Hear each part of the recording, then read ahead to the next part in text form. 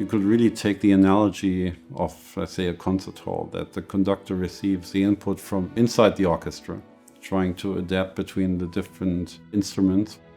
You're integrating all information coming from inside as well as from outside to allow for the full harmony.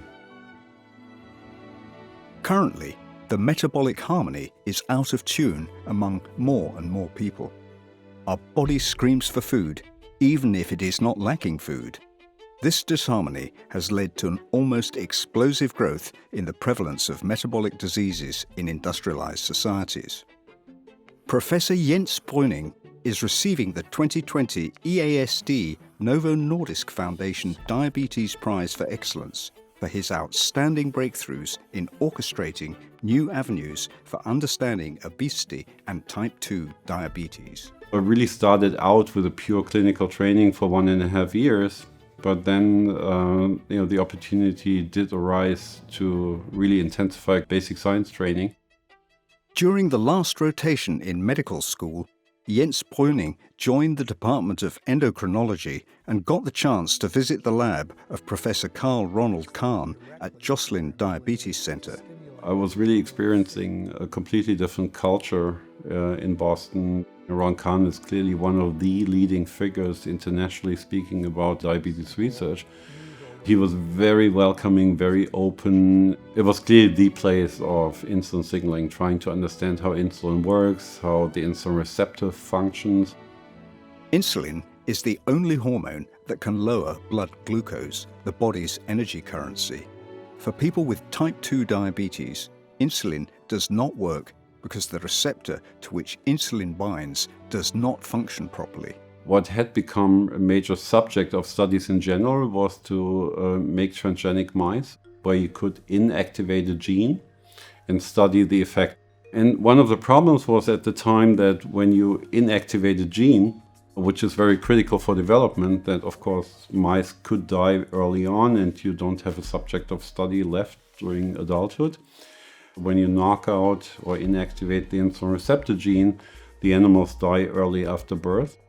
The researchers made concerted efforts to mimic this by making mice that only lacked either one of the 2 copies of the insulin receptor or one of the 2 copies of the insulin receptor substrate gene.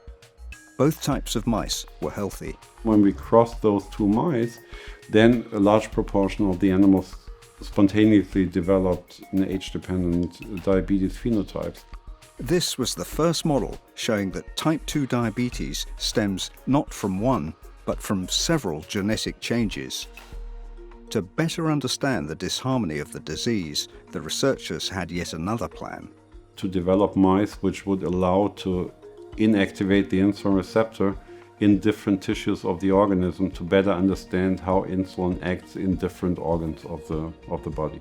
If you look to a textbook of biochemistry, you will find that insulin acts on insulin receptors in muscle cells and in fat cells to promote glucose uptake.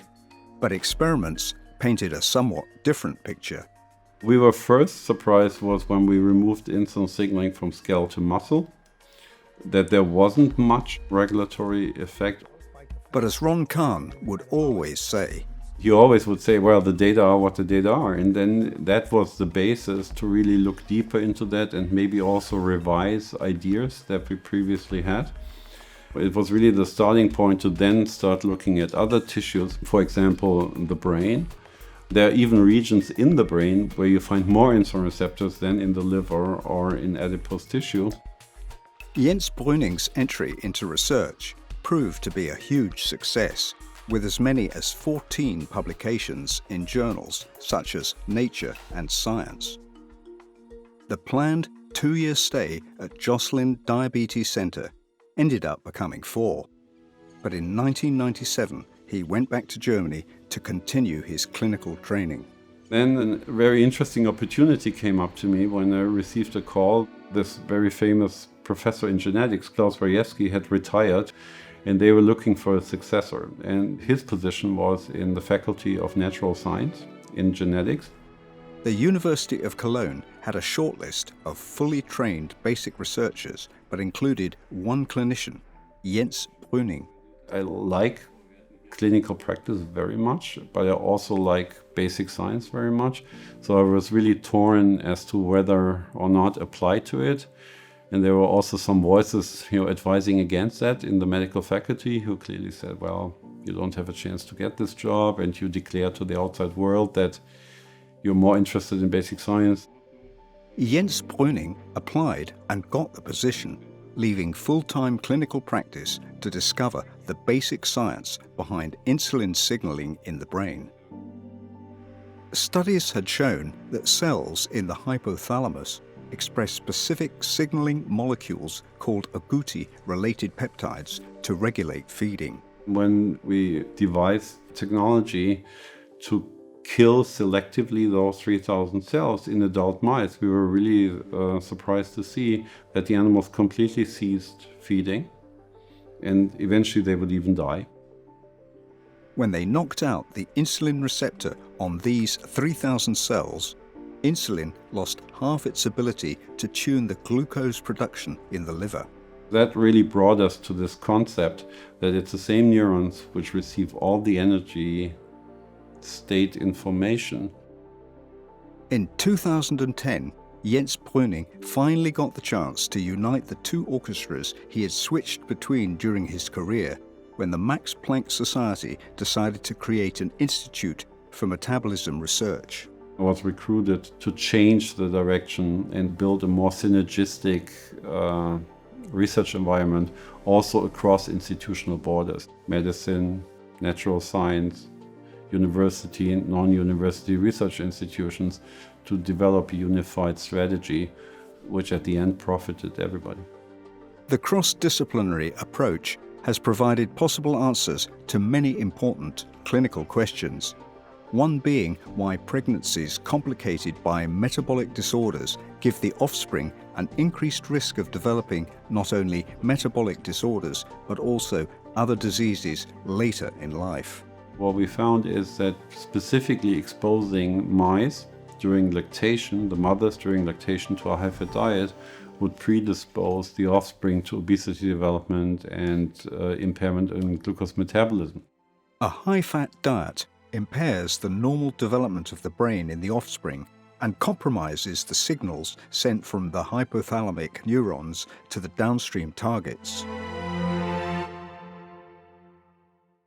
However, what takes place during lactation in mice translates to the third trimester of pregnancy for humans.